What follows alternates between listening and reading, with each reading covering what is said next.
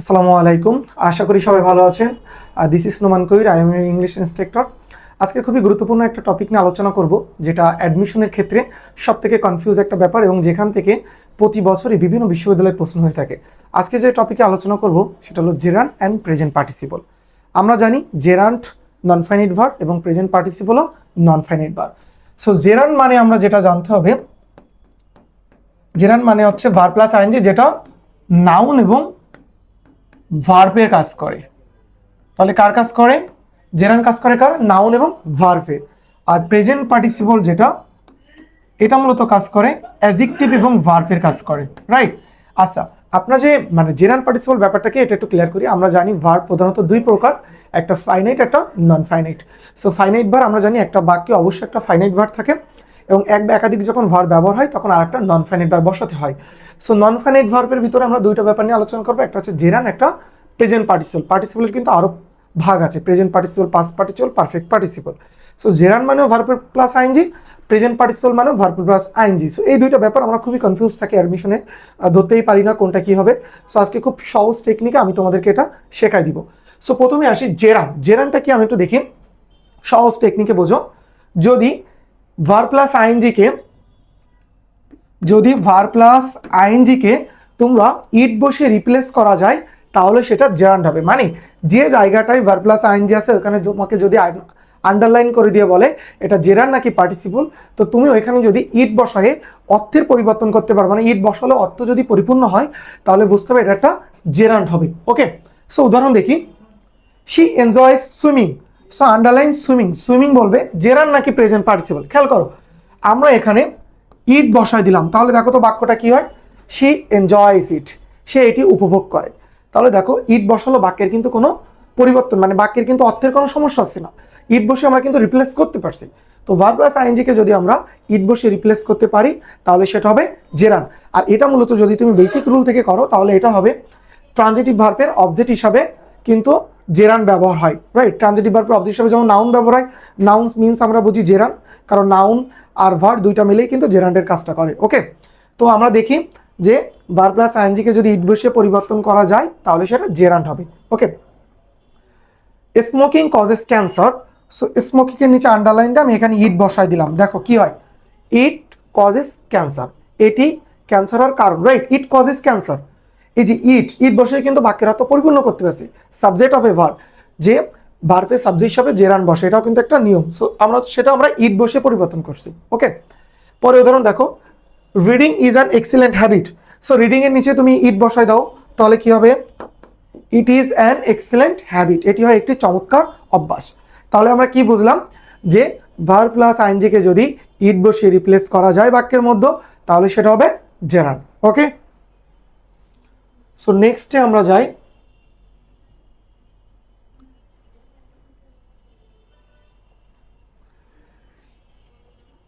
So sorry, next উদাহরণটি আমরা একটু দেখি।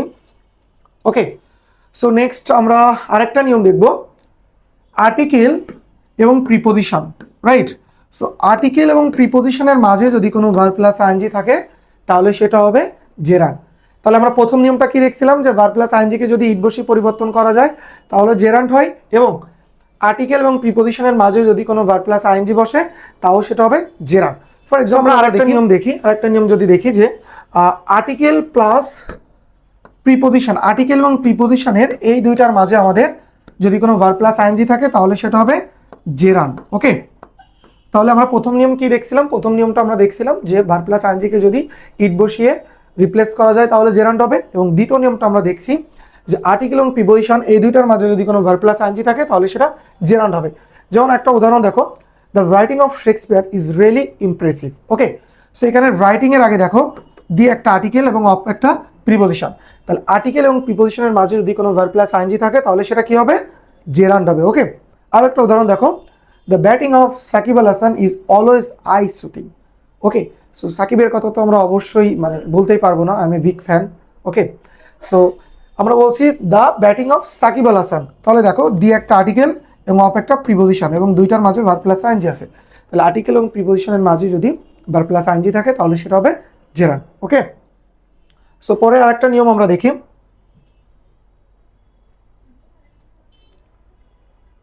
পরের নিয়মটা আমরা দেখি। ওকে, একটা আমরা সহজ টেকনিকে আজকে আমরা জেরান এবং পার্টিসিপেলের কম্পেয়ারটা দেখবো। ওকে, রোলিং মানে কি আগে দেখো, রোলিং মানে হচ্ছে আমরা জানি ঘুরন্ত, স্টোন মানে আমরা জানি পাথর। ওকে, আমি এখানে লিখি তাহলে বুঝতে সুবিধা হবে। স্লিপিং মানে আমরা জানি ঘুমন্ত, ক্যাট মানে আমরা জানি বিড়াল, রানিং মানে কি, রানিং মানে চলন্ত, রাইট, বাস মানে বাস, ক্যাচিং মানে কি ধরা, ফিশ মানে মাছ, ড্রাইভিং মানে আমরা জানি চালানো, বাস মানে বাস, টেলিং মানে আমরা জানি বলা, লাই মানে মিথ্যা। এবার খেয়াল করো এটা কেন লিখলাম, বাক্যের ভিতরে এমন থাকলে কিভাবে তোমরা কনফিউজ হও একটু ক্লিয়ার করে দেখো। রোলিং মানে তুমি জানো ঘুরন্ত, স্টোন মানে পাথর, স্লিপিং মানে ঘুমন্ত, ক্যাট মানে বিড়াল। দেখো তুমি যখন রোলিং স্টোনটা উচ্চারণ করছো, প্রোনাউন্স করছো, তখন অর্থটা কিন্তু সোজাসুজি আছে। রোলিং স্টোন তুমি কি বলতেছো পাথর ঘুরন্ত, না, তুমি বলতেছো ঘুরন্ত পাথর। স্লিপিং ক্যাট তুমি কি বলতেছো বিড়াল ঘুমন্ত, নো, তুমি বলতেছো ঘুমন্ত বিড়াল। সেম ভাবে এখানে আসো, দেখো এখানে কিন্তু বাক্যের অর্থ তার নিজস্ব পজিশন আছে, কিন্তু বাক্যের অর্থ যদি ক্রস হয়ে যায় তাহলে সেটা হবে জেরান, আর বাক্যের অর্থ যদি সোজাসুজি থাকে তাহলে সেটা হবে পার্টিসিপল। ওকে, সো বাক্যের অর্থ যদি নির্দিষ্ট পজিশনে থাকে, নির্দিষ্ট অর্থ পজিশনে থাকে তাহলে সেটা হবে প্রেজেন্ট পার্টিসিপল, আর বাক্যের অর্থ যদি ক্রস হয়ে যায় তাহলে সেটা হবে জেরান। যেমন দেখো ক্যাচিং ফিশ মানে মাছ ধরা, তুমি কি কখনো বলতেছো ধরা মাছ, কিন্তু ধরা মাছ বলতেছো না, তুমি মাছের বাংলাটা আগে আনছো, ধরার বাংলাটা পরে নিয়ে যাচ্ছ। ড্রাইভিং বাস তুমি কি বলতেছো বাস চালানো, তুমি অবশ্যই বাস চালানো বলতেছো, তুমি কিন্তু চালানো বাস বলতেছো না, তাহলে অর্থ কিন্তু ক্রস হয়ে যাচ্ছে। সেম টেলিং লাই, তুমি কিন্তু বলা মিথ্যা বলতেছো না, টেলিং লাই বলতে বলা হয় মিথ্যা বলা। সো বাক্যের অর্থ যদি ক্রস হয়ে যায়, একটা অর্থ আর একটা অর্থের পরিবর্তন হয়, অপর সাইডে চলে যায়, তাহলে সেটা বলবো জেরান। আর বাক্যের অর্থ যদি নিজস্ব অর্থ নিজস্ব পজিশনে থাকে তাহলে সেটা বলবো প্রেজেন্ট পার্টিসিপল। উদাহরণের মাধ্যমে আমি ব্যাপারটা তোমাদের আরো ক্লিয়ার করে দিই। ওকে, সো আমরা উদাহরণের মাধ্যমে দেখি একটা, তাহলে আমরা বুঝতে পারবো সহজেই। Okay, identify gerund and participle uses. Okay, so playing the piano relaxes her after a long day. So playing এর নিচে আন্ডারলাইন, দেখো তুমি এটা বাংলা করো, প্লেইং দ্য পিয়ানো, প্লেইং মানে হচ্ছে বাজানো, দ্য পিয়ানো মানে পিয়ানো, তুমি কি বলছো বাজানো পিয়ানো, তুমি কিন্তু বলতেছো প্লেইং দ্য পিয়ানো মানে পিয়ানো বাজানো, মানে তোমার পিয়ানোর বাংলাটা আগে আসতেছে, প্লেইং এর বাংলাটা পরে যাচ্ছে। তো আমরা কি দেখছিলাম, অর্থ যদি ক্রস হয়ে যায় তাহলে সেটা হবে কি জেরান। সো দ্যাটস ওয়াই এখানে প্লেইংটা কি হবে আমাদের gerund. Okay, playing the piano মানে পিয়ানো বাজানো, পিয়ানোর বাংলা আগে যায়, প্লেইং এর বাংলা পরে যায়। পরে উদাহরণটা দেখো, ইটিং ফাস্ট ফুড। আচ্ছা, ইটিং ফাস্ট ফুড মানে, ইটিং মানে কি খাওয়া, ফাস্ট ফুড মানে ফাস্ট ফুড আমরা জানি। ইটিং ফাস্ট ফুড তুমি কি বলতেছো খাওয়া ফাস্ট ফুড, অবশ্যই না, তুমি বলছো ফাস্ট ফুড খাওয়া, তাহলে অর্থ কিন্তু ক্রস হয়ে যাচ্ছে, আর অর্থ ক্রস হয়ে যাওয়া মানে সেটা কি হবে জেরান্ট। সো আই হোপ তোমরা এটা ব্যাপারটা বুঝতে পারছো। নেক্সট উদাহরণটা দেখো, a crying baby is very difficult to manage. আচ্ছা, এই ক্রাইং বেবি মানে কি একটি কাঁদন্ত শিশু, রাইট, তুমি কি কখনো বলতেছো একটি শিশু কাঁদন্ত, না, এই ক্রাইং বেবি মানে তুমি বলতেছো একটি কাঁদন্ত শিশু। দেখো অর্থ তার নিজস্ব পজিশনে আছে, আর অর্থ যখন নিজস্ব পজিশনে থাকে তখন আমরা সেটাকে বলি প্রেজেন্ট পার্টিসিপল। সো এখানে ক্রাইংটা হবে প্রেজেন্ট পার্টিসিপল। ওকে, এরপরে আমরা নতুন একটা নিয়মে যাই, নতুন একটা রুল আমরা দেখি। ওকে, সো আমরা আগের উদাহরণটা আমি একটু রিপিট করি তোমাদের, যে অর্থ যদি নিজস্ব পজিশনে থাকে তাহলে সেটা হয় প্রেজেন্ট পার্টিসিপল, আর অর্থ যদি ক্রস হয়ে যায় তাহলে সেটা বলবা জেরান। ওকে, সো অ্যানাদার রুল, আমরা আরেকটা রুল দেখি, subject plus verb plus person plus verb plus ING. খুবই ইম্পর্টেন্ট, দেখো সাবজেক্টের পর একটা ভার্ব আছে, তারপর একটা পার্সন মানে লাইক অবজেক্ট থাকবে, পার্সন বলতে এখানে তুমি অবজেক্টও ধরতে পারো, সাবজেক্ট ভার্ব প্লাস অবজেক্ট, এর পরবর্তীতে যদি কোনো ভার্ব প্লাস আইএনজি আসে তাহলে সেটা হবে প্রেজেন্ট পার্টিসিপল। ওকে, সাবজেক্ট ভার্ব প্লাস অবজেক্ট বা একটা পার্সন বলছি, তারপরে যদি কোনো ভার্ব প্লাস আইএনজি আসে তাহলে সেটাকে আমরা বলবো প্রেজেন্ট পার্টিসিপল। উদাহরণ দেখো, I saw him playing cricket. খেয়াল করো, আই আছে সাবজেক্ট, স আছে ভার্ব, হিম একটা কি পার্সন বা অবজেক্ট আমরা বলতে পারছি। সো সাবজেক্ট ভার্ব এবং অবজেক্ট বা পার্সন যেটাই বলি না কেন, এরপরে যদি কোনো ভার্ব প্লাস আইএনজি হয় তাহলে সেটাকে আমরা বলি প্রেজেন্ট পার্টিসিপল। দেখো জেরান এবং পার্টিসিপল এটা বের করার জন্য তোমার অর্থ করার কোনো দরকার নাই, মানে খুবই কম, তুমি জাস্ট রুলটা যদি জানতে পারো তাহলে কিন্তু তুমি সহজে আইডেন্টিফাই করতে পারবা। ওকে, আরেকটা উদাহরণ দেখো, I found him cheating in the exam. Okay, so I found him, I হচ্ছে সাবজেক্ট, ফাউন্ড হচ্ছে ভার, আর হিম একটা অবজেক্ট বা একটা পার্সন। এরপরে দেখো ভার প্লাস আইএনজি, আমি তাকে পরীক্ষায় নকল করতে দেখেছিলাম, চিট করতে দেখেছিলাম। ওকে, সেখানে চিটিংটা কি হবে? Present participle. ওকে, সো দেখো, the drill master found the boys running in the field. এই the drill master subject, found টা ভার, দ্য বয়েজ কিন্তু একটা পার্সন বা আমরা অবজেক্ট বলতে পারি। এরপরে দেখো ভার্বের সাথে আইএনজি, সো এটা কি হবে? Present participle. যেরা নাউন প্রেজেন্ট পার্টিসিপল নাকি ভার? অবশ্যই এটা কি হবে? পার্টিসিপল হবে। ওকে, ক্লিয়ার? সো আমরা আরেকটা নিয়মে যাই, যেহেতু ক্লাসটা অনেক বড় আর এই জেরান পার্টিসিপল নিয়ে আমাদের এক্সামে প্রচুর সমস্যা থাকে। ওকে, সো এটা কিন্তু আমি খুব সহজভাবে তোমাদের ক্লিয়ার করার চেষ্টা করছি। আমি একটু আগেরগুলো একটু রিপিট করি তোমাকে। ভার প্লাস আইএনজিকে যদি তুমি ইট বসে পরিবর্তন করতে পারো তাহলে আমরা প্রথম নিয়মে দেখছিলাম একটা জেরান্ড হবে। তারপরে আমরা নিয়মটা দেখছিলাম আর্টিকেল এবং প্রিপোজিশনের মাঝে যদি কোনো ভার প্লাস আইএনজি বসে তাহলে সেটা জেরান্ড হবে। এরপরে আমরা দেখছিলাম যদি বাক্যের অর্থ, দুইটা শব্দের অর্থ নিজস্ব পজিশনে থাকে তাহলে সেটা হয় প্রেজেন্ট পার্টিসিপল, আর অর্থ ক্রস হয়ে গেলে সেটা হয় কি? জেরান্ড। পরের নিয়মটা দেখলাম subject plus verb plus object বা পার্সন, তারপরে যদি কোনো ভার প্লাস আইএনজি থাকে তাহলে সেটা হয় প্রেজেন্ট পার্টিসিপল। আরেকটা রুল আমরা দেখি, শুরুতে যদি কোনো দেখো ভার প্লাস আইএনজি এবং তারপরে যদি দেখো একটা ফ্রেজ এবং একটা কমা, তারপরে যদি সাবজেক্ট ভার দেখো তাহলে শুরুর এই ভার প্লাস আইএনজি হবে তোমার প্রেজেন্ট পার্টিসিপল। ওকে, তাহলে শুরুতে ভার প্লাস আইএনজি এবং পরবর্তীতে ফ্রেজ, এরপরে কমা, তারপরে যদি সাবজেক্ট ভার থাকে তাহলে শুরুর ভার প্লাস আইএনজিকে আমরা কি বলবো? Present participle. দেখো ফিনিশিং দ্য টাস্ক, ফিনিশিংটা একটা ভার প্লাস আইএনজি বাক্যের শুরুতে, এরপরে দেখো একটা ফ্রেজ আছে দ্য টাস্ক। ওকে, এরপরে সাবজেক্ট আছে, এই যে সাবজেক্ট, তারপরে কিন্তু ভার্ব আছে, তাহলে শুরুর এই ভার প্লাস আইএনজিকে আমরা কি বলবো? Present participle.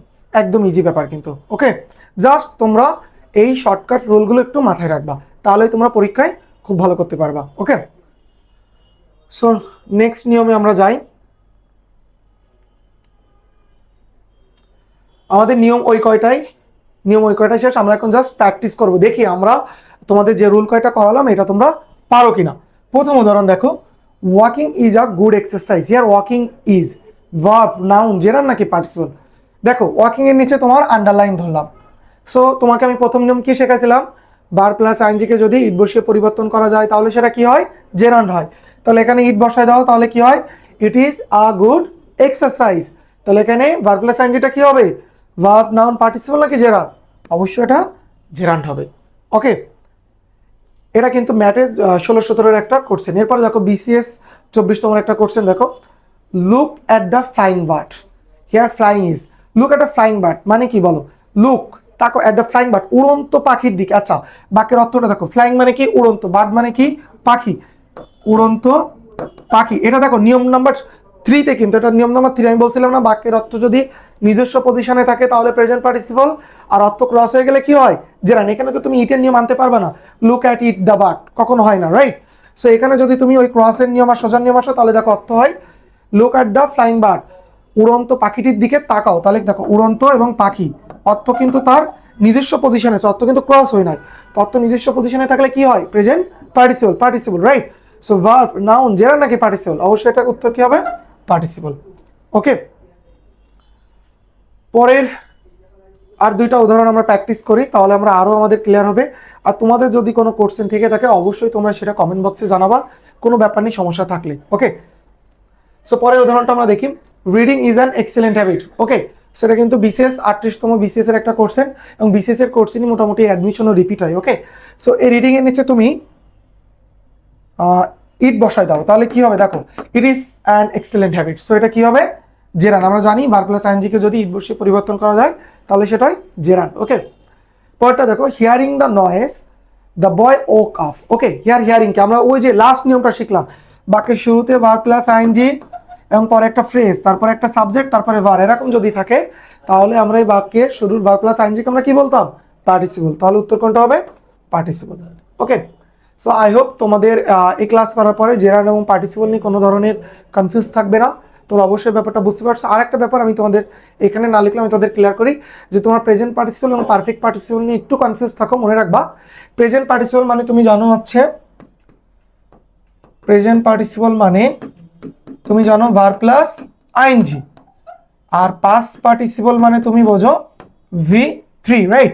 সো এই দুইটা কোথায় ব্যবহার হয়? বাক্যের সাবজেক্ট যদি তোমার ব্যক্তি হয়, সাবজেক্ট যদি ব্যক্তি হয় তাহলে সেখানে পাস্ট পার্টিসিপল ব্যবহার করতে হয়, আর সাবজেক্ট যদি জড় বস্তু হয় তাহলে প্রেজেন্ট পার্টিসিপল। যেমন কোনো একটা ব্যাপার নিয়ে যদি বলছি আই অ্যাম ইন্টারেস্টেড, তুমি কিন্তু বলতে পারবে না I am interesting, right? I am interested, I কিন্তু একজন ব্যক্তি, এজন্য ইন্টারেস্টেড পাস্ট পার্টিসিপল হচ্ছে, বুঝছো? আর যখন তুমি প্রেজেন্ট পার্টিসিপল বলবা তখন বলবা ইট ইজ ইন্টারেস্টিং, তুমি ইট ইজ কিন্তু ইন্টারেস্টেড বলবা না, ইট ইজ ইন্টারেস্টিং। আর যখন সাবজেক্ট ব্যক্তি আছে তখন হবে ইট ইজ ইন্টারেস্টেড, মানে সাবজেক্ট ব্যক্তি হলে পাস্ট পার্টিসিপল আর সাবজেক্ট বস্তু হলে প্রেজেন্ট পার্টিসিপল। ওকে, সো আশা করি সবাই ক্লাসটা বুঝতে পারছো। আর যদি কোনো কনফিউজ থাকে অবশ্যই তোমরা কমেন্ট বক্সে জানাবা, আর আমারও যদি কোনো ক্লাসে ভুল থাকে অবশ্যই তোমরা সেটা জানাবা। আমি চাই আমাকে কেউ ক্রিটিসাইজ করুক, ক্রিটিসাইজ করার ক্ষেত্রে আমি যেন আরও কিছু ইমপ্রুভ করতে পারি। ওকে, সো দেখা হবে অন্য কোনো ক্লাসে। See you, thank you very much.